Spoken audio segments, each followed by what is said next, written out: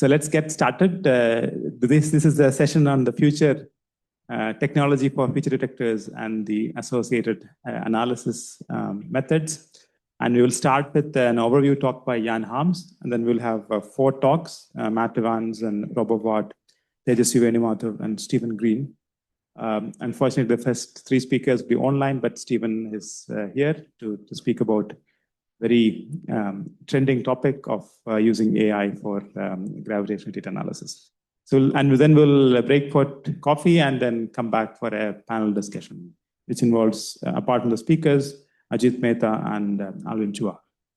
So without any further delay, let me hand over to Jan. Thank you very much. Good morning. Happy that people actually showed up for the instrument session. That's motivating. So I will talk about the science of detectors and the technologies. Of course, I'm trying to give a little bit of an overview, not going too much into details. Trying to keep it interesting. Of course, it might lack some details. So if you're hoping to learn like how in detail our thermal compensation systems work, that's not going to be the talk today. But in any case, I'm happy to chat with you later on if you have any questions. Okay, so this is really the scenario that gets me excited about gravitational wave detection, and which really shows that we are at the very beginning of what we actually want to do with gravitational wave astronomy, because we have ideas to measure gravitational waves in indirect or direct ways, whatever you want to call it, over 20 decades of frequencies, or even beyond if you extend this to the high frequency detectors. We just have to, we are close everywhere, like, the cosmic microwave background, the polarization analyses are close to measuring predicted levels of B modes. The pulsar timing is getting close to detections. LISA is coming up soon. DESIATS detectors, I already mentioned it a little bit on Monday. That's one of the bigger challenges to solve. And of course, we have our detections already in the terrestrial observation band. And a lot of science to be explored. So I think this is really an amazing outlook, and we will only be able to do the first steps with that science. Now, something that one always has to get clear is when you want to build a gravitational wave detector, it always takes a long time. Because, of course, you might know the history of gravitational wave detection. The first attempt to measure gravitational waves was in '61.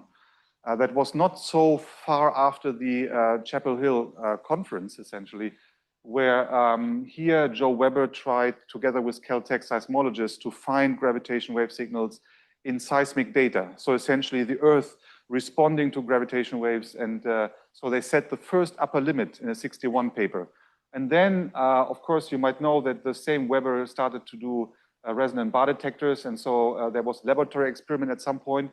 And then these blue lines here are the evolution of sensitivity of laser interferometers. So also Joe Weber, and most notably one of his students, pushed laser interferometry, and this evolved eventually in the Caltech prototype. And then here you have another dot that at that time still was from a resonant bar detector, which were the record holders at that time. But of course, measuring gravitational waves only, or trying to, in a very narrow band at high frequencies in the kilohertz band, essentially. And so then here, there's another interesting aspect that you can, that's a lesson to be learned. Here, the 40-meter prototype essentially handed over to the LIGO detector. And what I find interesting is that when you look at the handover, there was essentially in the first moment no gain in sensitivity. So switching from a 40-meter to a 4-kilometer detector gave you no sensitivity on the first day, but then of course the LIGO detector commissioning quickly improved the sensitivity and got to the level in 2010. So this is just to say that having an idea about how a detector should work, and then you switch it on, it will never work as you hope it to work. And it will take you years and years, even after construction, to get it to the performance that you tried to achieve by design.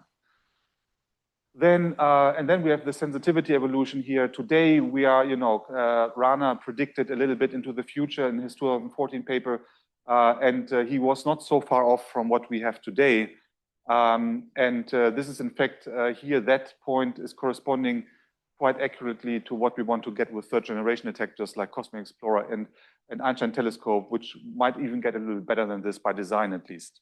So anyway, it takes decades to make something happen. And so when somebody comes up with a new idea how to make gravitational wave detection, they should also be prepared to spend the next decades of their life working on it. Okay, so I will go through some examples. I think the most important ones when it really comes to detector technologies. LISA is of course, something that will move forward. It was adopted by ESA. And so, it is quite different in the sense that these are satellites on individual orbits around the sun. And then there's a laser link between these satellites. Now, because of the immense distance, you cannot send it back and forth. So you cannot really do laser interferometry in space directly with optical superposition and interference.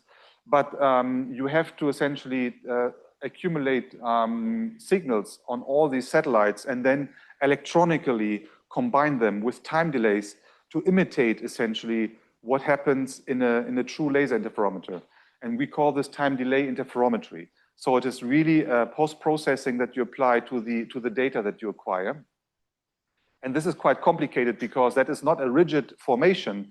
It changes the distance between the satellites. So there's certain motions that you have to kind of take into account when you do that time delay interferometry.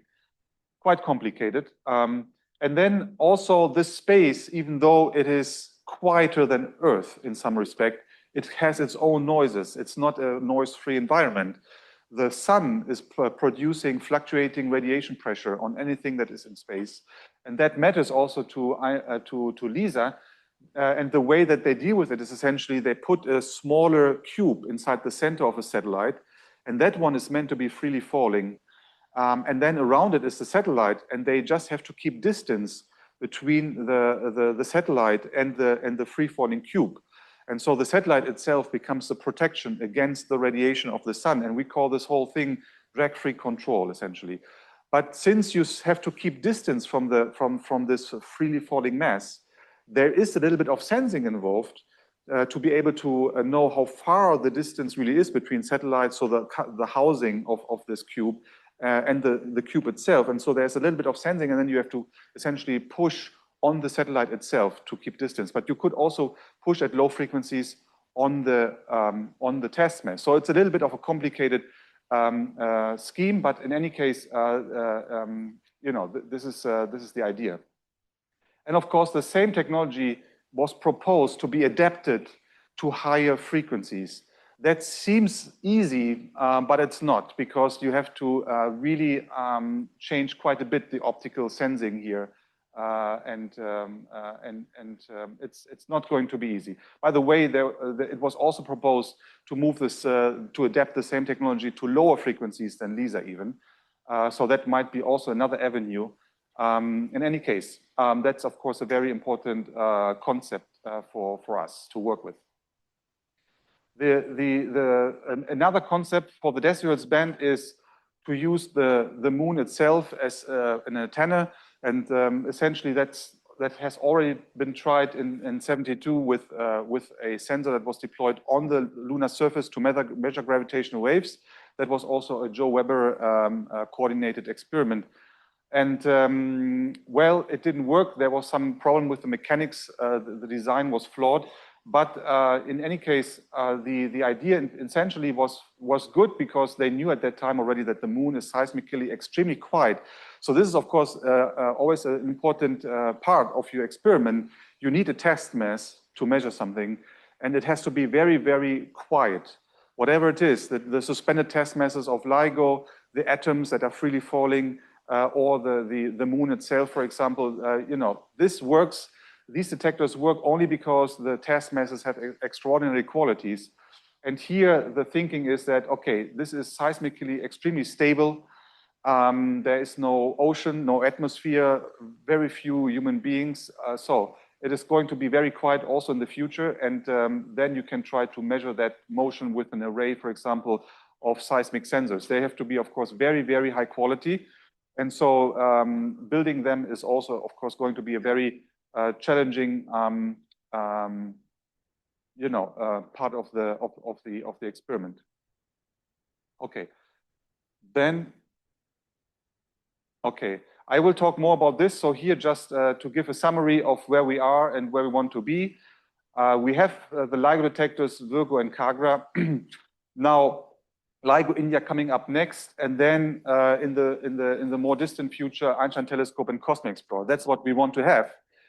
And I think, I mean, of course, from a science perspective, it is kind of a no-brainer that we have to move on with something, even beyond LIGO India, because the field is so young and we only had 10 years of observations, and there's so much to be explored still. So something must happen. The future of these experiments is still uncertain, but I think we must find ways.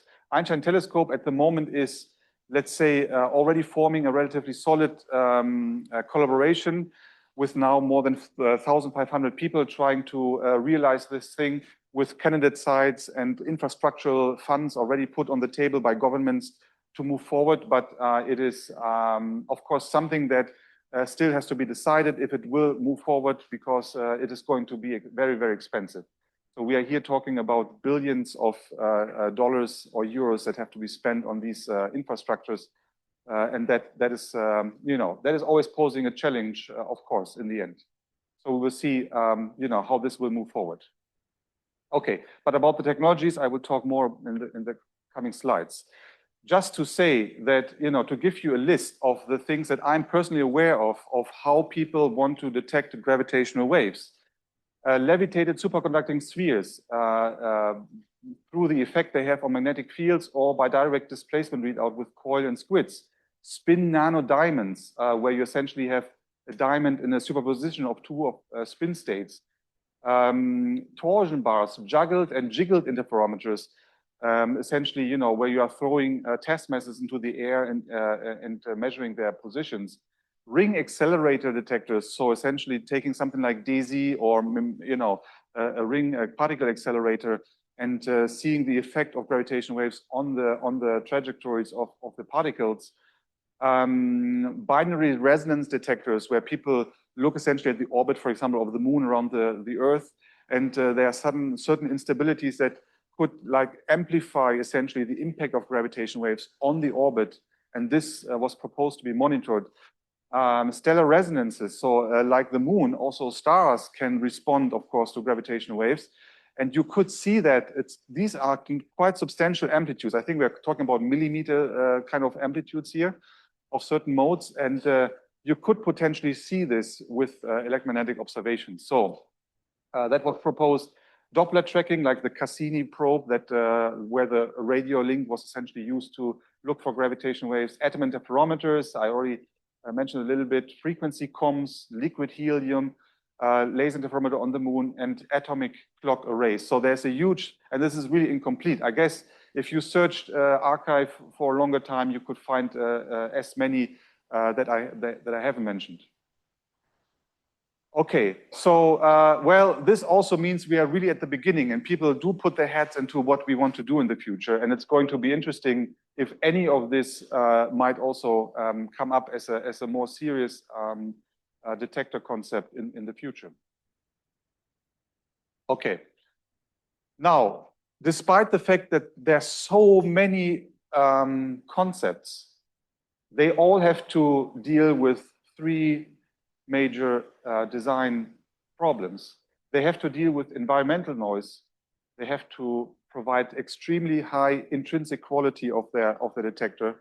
And that, of course, depends what exactly that means depends very much on the detector that you want to build. And then there's the quantum noise, the quantum measurement. You are always going to be so sensitive with your measurement, no matter no matter the concept you're picking, that you do have to deal with quantum noise as well. Okay. Environmental noise could be seismic, atmospheric, electromagnetic, or radiation. For example, in space, that's a problem. Mitigation. Location is, of course, the biggest thing. Like to decide, do you want to be a satellite? Do you want to be a detector on Earth? Do you want to be on the moon? Or what do you want to be? So that is the biggest impact and the first decision that you have to make. Isolation is the next biggest one. On Earth, it would be the vacuum system, the seismic isolation. Then we can have active noise mitigation systems. We have to think about detector control. If there are disturbances in the end coupling into your detector anyway, how do you deal with them? Intrinsic noise, yeah, thermally excited motion, sensing and control, engineering imperfections. For example, in LIGO task masses or Virgo, we have still some imperfection of the profiles of our mirrors. We cannot make them exactly in the shape that we want them to be. This leads to scattering of light, and this leads to certain issues. And so there's, of course, this is here the really complicated part where people have to study the technical designs very well of your detector. You can, of course, lower and stabilize temperatures, material quality and manufacturing, improve your sensors, optimize your control, stray light control. So there's a series of techniques, but also, of course, this is all really, really very much dependent on the detector that you want to build. And then quantum noise. There are the vacuum fluctuations. That is really what gives rise to what we call shot noise. Plus, whatever you use to make your measurement, like for example, high power laser field, you are perturbing the object that you want to observe, which is, for example, the radiation pressure, the quantum radiation pressure noise that you produce by pushing randomly your test masses, your suspended test masses. We call this quantum back action. And then you can, mitigation, you can manipulate quantum states, reduce decoherence, and do quantum non-demolition measurements. So this is all happening actually in our detectors. So, and this is really quite common to all the concepts.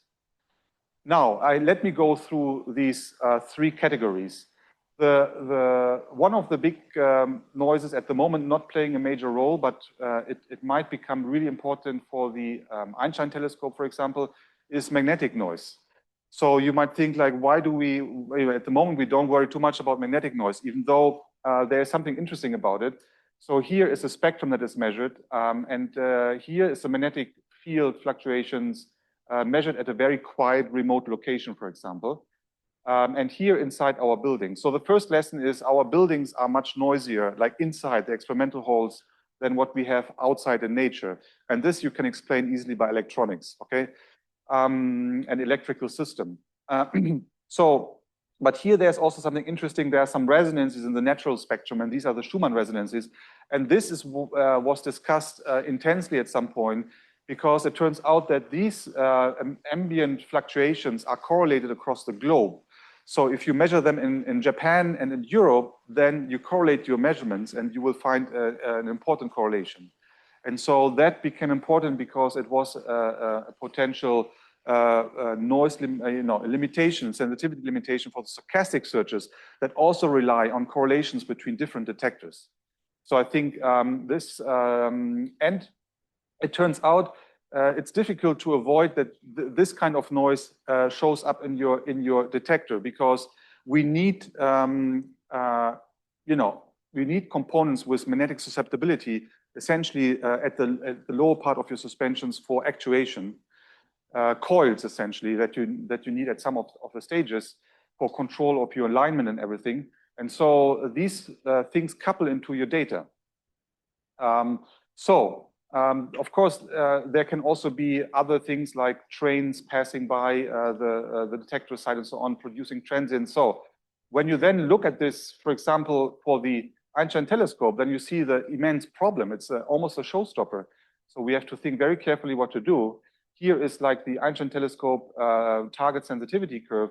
And here, essentially, if we didn't do any magnetic noise mitigation, if we just left the system quite like in Virgo and LIGO, then by 2, 3, 4 orders of magnitude at low frequencies, you would be limited by magnetic noise. Now that's really a bad problem to solve. So, and you cannot do this by monitoring the magnetic field and subtracting this noise out. It's too much. So you have to do something in addition to it. And so you have to work here at the payload to understand really how the magnetic fields couple into your measurement. and then trying to reduce it. And the only thing that we know, in addition to magnetic noise cancellation, is essentially shielding. And so you can have mu metal shields or superconducting shields, something that you put, something to reduce the magnetic susceptibility, essentially. You can also do more clever coil actuator designs to make them less susceptible to external fields. But this has to happen. Otherwise, we have a huge problem here with magnetic noise. The other really important thing, of course, the first thing that people worried about on Earth is the seismic background. And here, important to understand is that it cannot get better on Earth with the seismic vibrations than a certain level that is called the low noise model, where in the 90s, essentially a seismologist took data from all around the world, picked like the quiet times from these measurements, put all these spectra into a plot, and saw that there's a lower and an upper bound. That was interesting. And so that is kind of, the minimum level that is, of course, really determined by the energetics of anything happening on Earth, like atmosphere, oceans. What is the energy that is like transferred here on Earth and leads to a certain energy input into the Earth? And that is that's the energy input, essentially, the minimum. On top of this, you can have local conditions that might make it worse, like human activity or bad weather conditions. So this also tells you, okay, if we want to select a good site on Earth, then what you want is a site that is as close as possible to that lower limit. Now, it depends very much on what sensitivity you want to achieve with your detector. If you have to be, how picky you have to be with your site. For Einstein telescope, for example, we have to be extremely picky. So picky that we decided that on the surface, we don't even want to try it. It's going to be very hard. Let's build it underground, okay? So to be sure that we are as close as possible to this curve here. So the first thing that you have to do anyway is to filter out the seismic noise. And for example, here you see the Virgo super attenuator, which is a several meter long chain of pendula that filter out motion of the ground in all 6 degrees of freedom. So there's rotation and there's displacement of the ground, and you have to get this all out. Because there's always some cross-coupling. You might think like, but there's only 1 degree of freedom that we really care about. It's the test mass displacement along the direction of the arm. But in reality, if you let any kind of motion to this point, it will find a way to cross-couple into that degree of freedom. And so you have to really suppress all of it. And so this is one way to do it. LIGO, in addition to a suspension chain, has also this very sophisticated active isolation that is doing a lot of work, especially at low frequencies, below the observation band. Now that has to do, this is not only, but it is helping at low frequencies. Why do you care about seismic motion below your observation band? Well, because you have to keep everything aligned and positioned. These are also suspended optics and laser beams that have to be aligned and everything. If you want to do that, you have to counteract the seismic motion that comes into your system. And so to do this well, without introducing, and I will come back to this point later, without introducing disturbances in the observation band with your control, it is best to take out as much as possible right away before it enters the system. And they do this with this active isolation. In any case, these passive filters, you can make them better by making them larger or making a chain of pendula. Then there are also these mechanical resonances that you have to damp. So it is a very complicated system. And this is something that kept LIGO and Virgo busy until today, essentially, to make it better and better and better. So over almost 2 decades now, they have been making this better, okay? The other thing which has not been a problem so far, but which is going to be a problem in the future is the gravitational noise that is produced by the environment, by seismic fields. So essentially the same seismic fields perturb the density of the ground and they cause gravitational noise in your detector.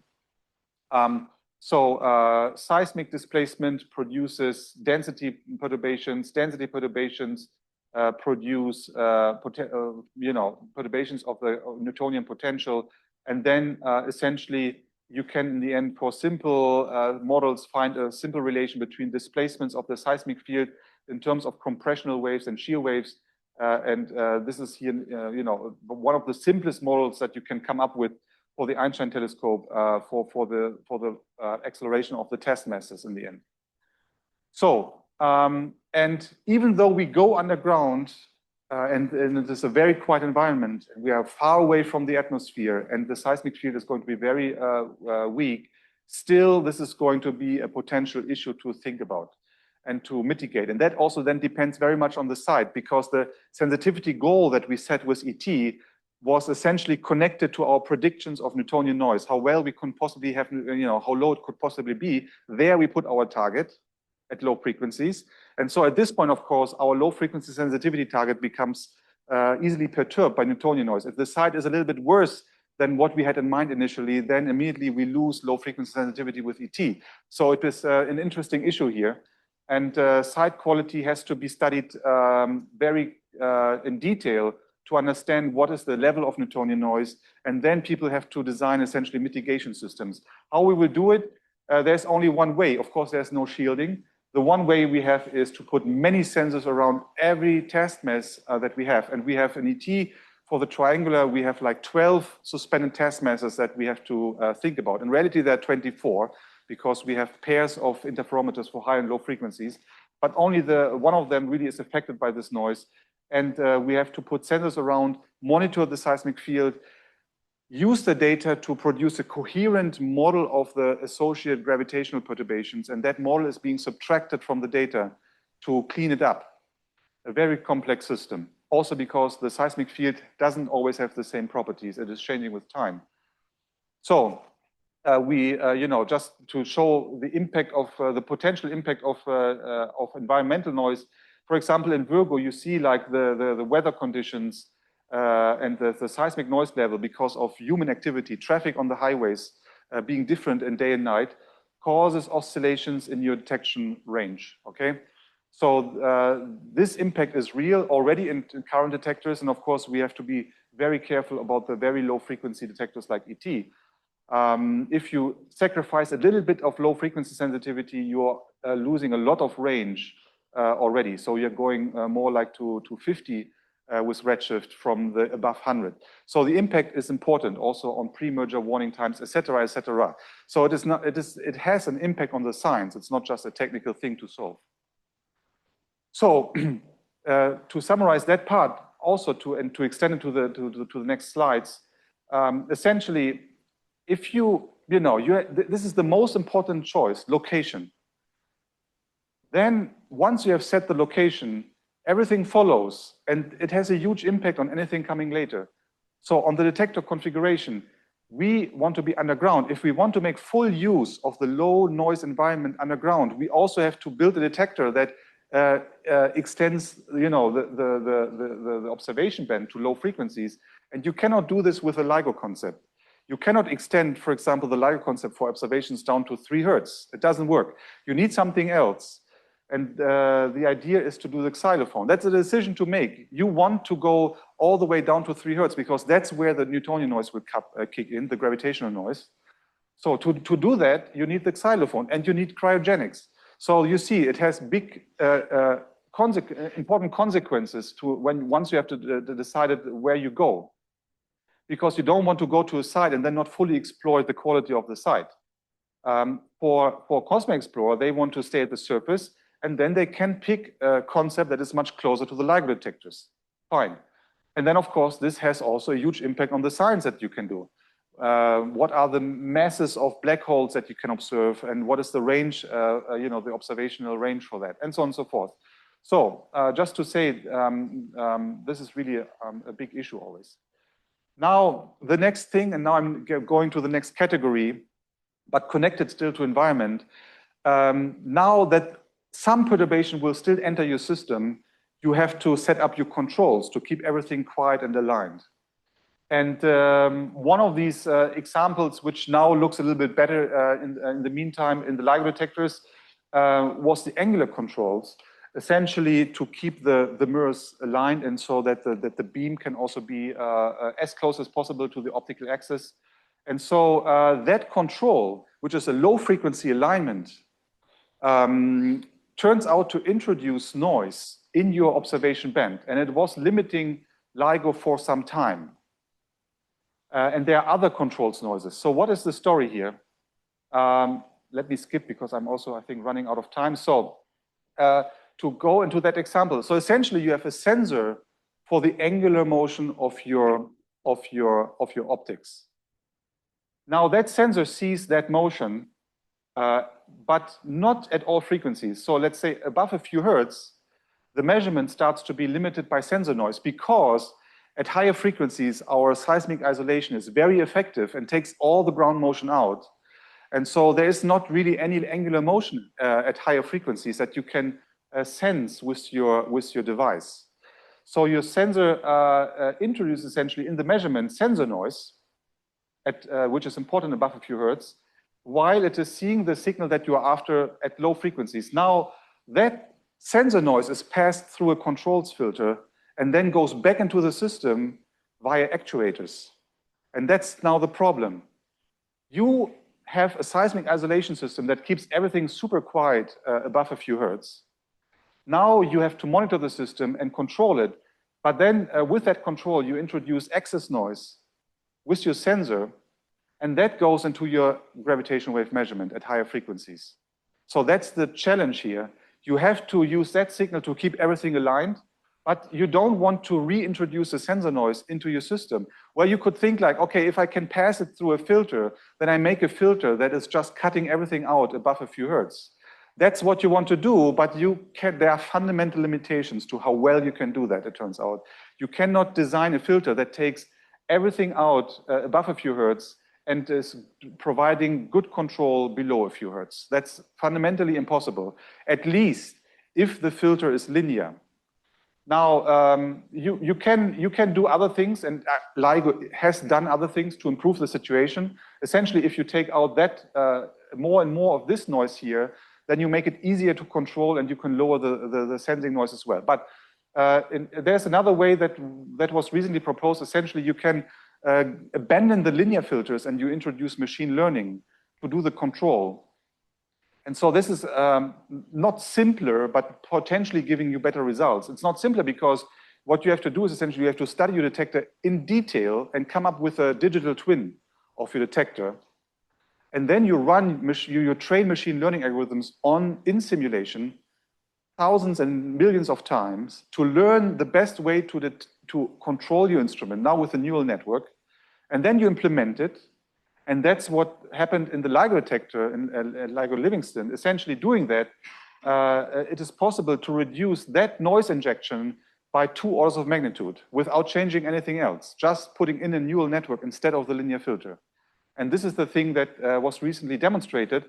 And hopefully we will be able to apply this to a series of control loops now to improve, to actually gain sensitivity with the detectors. The next really important intrinsic noise is thermal noise. And what happens here is that whenever you have some dissipation happening in your system, there will be a thermal fluctuation coming with it. And that is a very important theorem, which is called the fluctuation dissipation theorem, connecting dissipation with thermal fluctuations. So this is a spectral density of a thermal noise spectrum, if you want. And this is here the dissipation that happens in the system.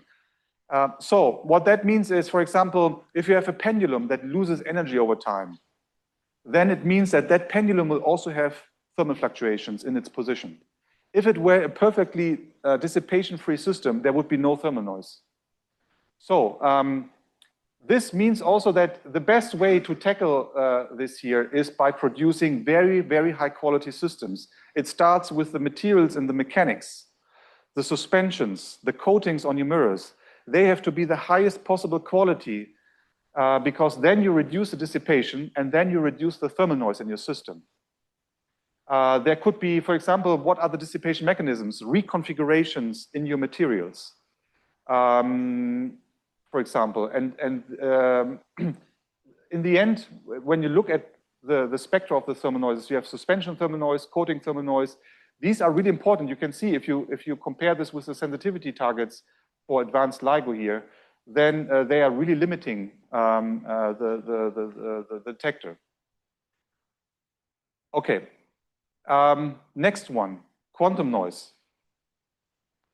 Where does it come from? Well, fundamentally, it comes from the fact that in the end, we have to count photons.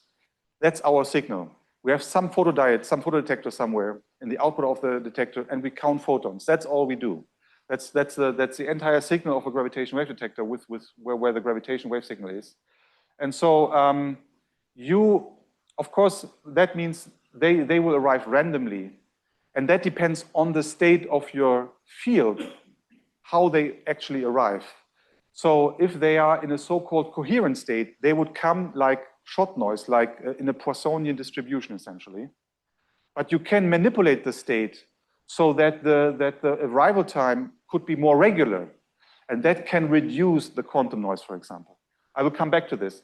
But essentially, to really understand everything we are doing here, you have to introduce something new to describe your electric field, for example, electromagnetic field. You have to introduce quadratures, which are essentially the amplitudes of two quadratures here, where this is the laser frequency.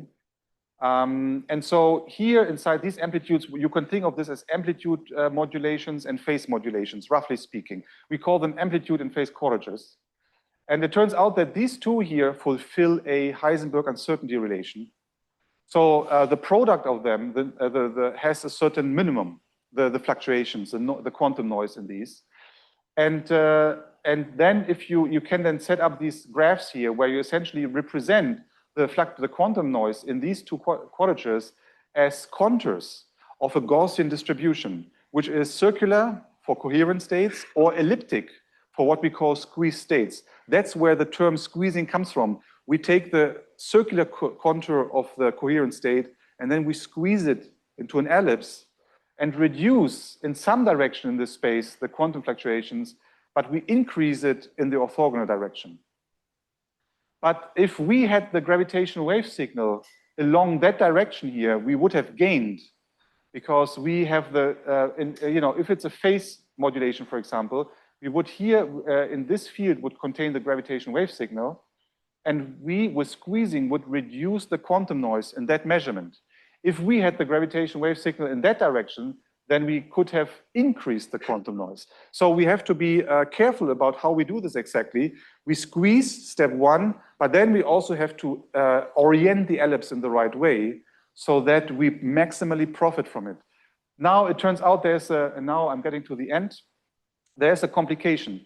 First of all, there's an effect which is what we call the back action noise, where essentially the quantum fluctuations in the power of the laser is randomly pushing the suspended mirrors. And then when the light reflects back from that mirror, it converts into phase fluctuations of the light. So that is this fundamental connection. Amplitude fluctuations push randomly on the mirror, and then the mirror is randomly displaced. When a field reflects, it picks up random phase fluctuations because of this random displacement of the mirror. This is our back action noise, our quantum back action noise.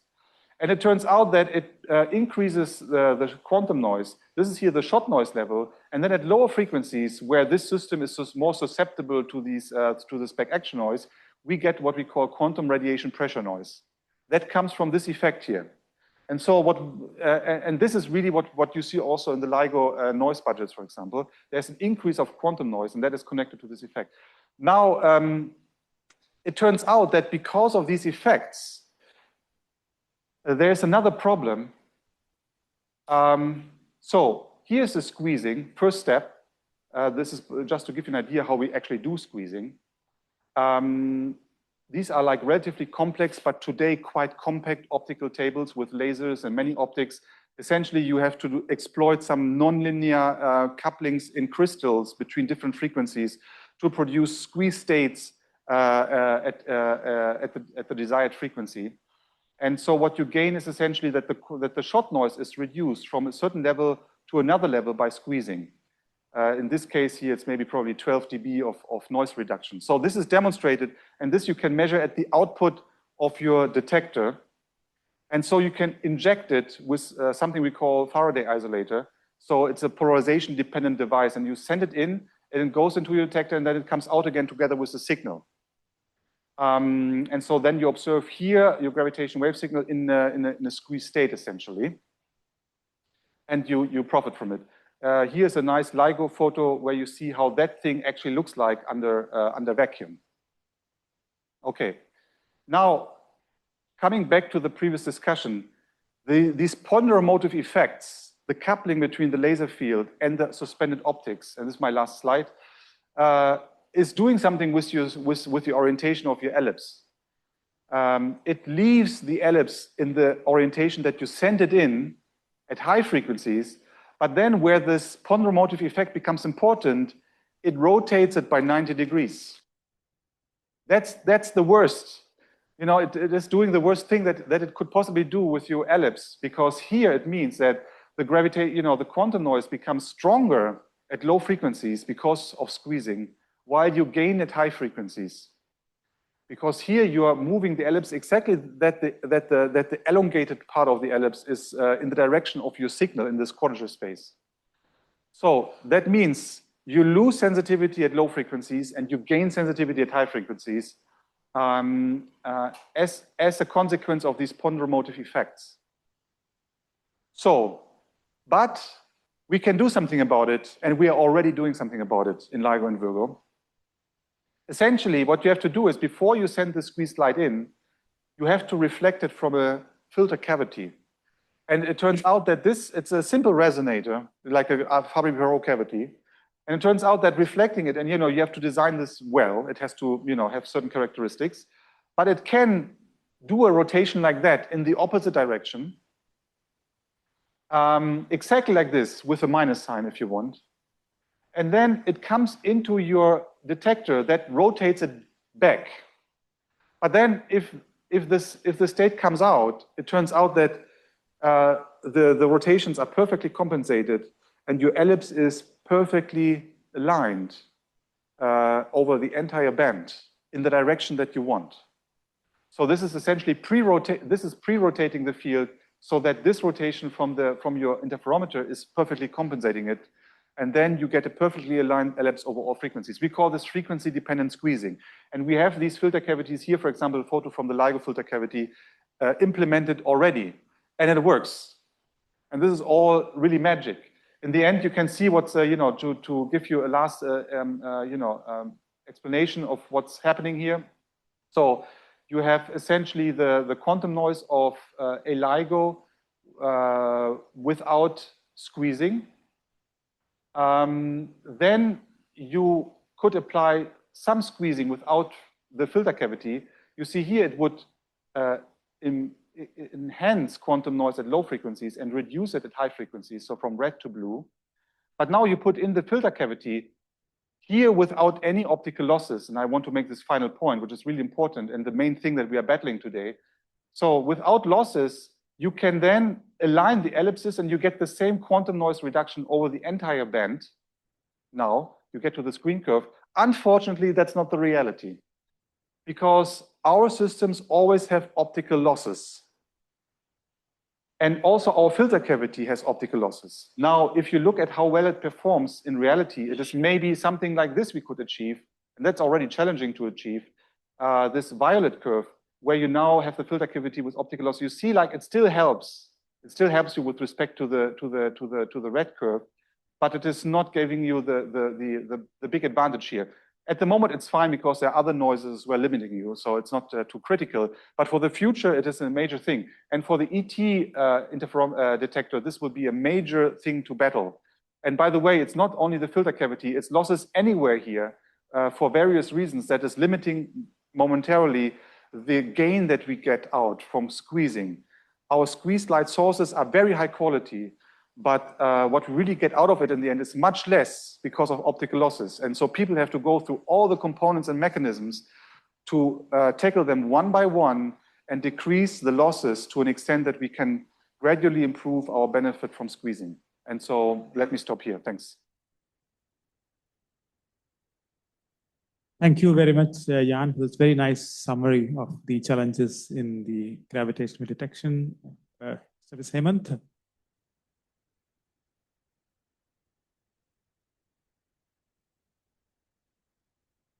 I have a rather odd question. It's like when you saw the slide for the concepts of various detectors, I saw in the end that there's an atomic clock array. What people usually don't talk about, we kind of think the laser interferometer we consider the length contraction, but the time dilation is, I think, is not considered and not talked about. But Yeah. it kind of piqued my interest when I see this atomic clock array. Yeah, So that's, if we use some sort of like use this time dilation information in the existing laser interferometer, will it improve or can it somehow give some additional information? yeah. So in TT gauge, you know, you would indeed find there's no impact on clocks. So that is an interesting thing. I mean, you can pick gauges, and I will come back to this, but yeah, in TT gauge, then it's an interesting thing. What it tells you is like one clock is not enough because there's no effect on clocks in TT gauge. Now, what that means, you need two clocks. And now you can start to understand how this actually works. You need two clocks and you need a laser link to compare them, or any kind of communication between them. It's typically laser because they are stable and low noise, to connect the measurement of time, flow of time at these two clocks. Now, in TT gauge, how would you describe the response of that system to gravitational waves? It's actually not in the clocks. It's in the distance change between the two clocks. And that is measured by the laser with reference to the clock that you have. It's like, like LISA, the phase meters essentially do something like that. But you could pick another coordinate system where you have all the effect on the clocks. But then it doesn't change really, it doesn't change anything. It's just like a change of coordinate system. You can find one where gravitational waves change the flux of time. And so you could then describe, the same experiment in other words. The measurement is the same, but indeed, I think even here, the best way to think about it is in TT gauge. It's always the simplest. And to understand that what you actually measure is the distance change between two clocks instead of the time. But it is really up to you how you pick your coordinate system in the end. Yeah, so I was wondering that for ET, you said that to reduce the low frequency noise, you have to go underground. Like how beneath the earth we have to go to make it noise-free? Yeah, so that is a bit site-dependent. In reality, the main thing is to avoid the atmospheric noise. And so that already happens around 200 meters that you can start to neglect it. Now, for some of the sites, that's really then big, there's a very much site-dependent. You also gain significantly in terms of seismic noise. But it is for the sites that we know, for example, the EMR site and probably also the Saxony site in Europe, you are gaining 3 orders of magnitude almost, or 2, 3 orders of magnitude by going from the surface to 250 meter depth.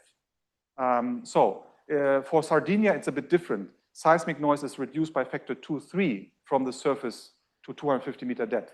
But for Sardinia, the main thing to go underground is the atmosphere. That is the main worry, because that Newtonian noise, if that shows up in your data, you don't know what to do about it. So there's no way to mitigate it. The last question from Patrick. Thanks for the fabulous presentation. I just had one curiosity. Since the squeezing affects the quadrature of the electromagnetic wave, does the final noise reduction depend upon what is the input polarization of the laser beam that is entering the interferometer, the Fabry-Perot interferometer? So in the end, while there is some polarization-dependent magic happening with the injection of your squeezed light, you should really think of it as operating at a single polarization. I mean, it is really just an injection mechanism. Once you have the squeeze state in the detector, everything is operating at a single polarization, and then at that polarization also coming all the way to your photodetector. It is just at the very beginning, the squeezed light is produced in a different polarization so that you can inject it into the system. Because otherwise, if you don't introduce some kind of clever mechanism, you cannot inject, just very quickly. Very quickly. So essentially, if you think about this, if this were a normal beam splitter and you send it in, you want to send it in 100% reflective, of course. Otherwise, you would lose 50% and optical loss you want to avoid. So you need like 100% reflection here, but it's a, and then goes in. But if this here is 100% reflective, it would also go back here if it were not a special beam splitter. And that's where the polarization comes in. It comes in with some polarization where it is 100% reflective. And then this thing here is rotating, you know, moving it to the other polarization by going through this twice. And then the polarization it has when it comes back is opposite in the way that it transmits 100% through that same beam splitter. And so this is the polarization part is only here. Everything else you can think of operating at one polarization. Thank you. Thank you very much, Jan. This was a very nice talk.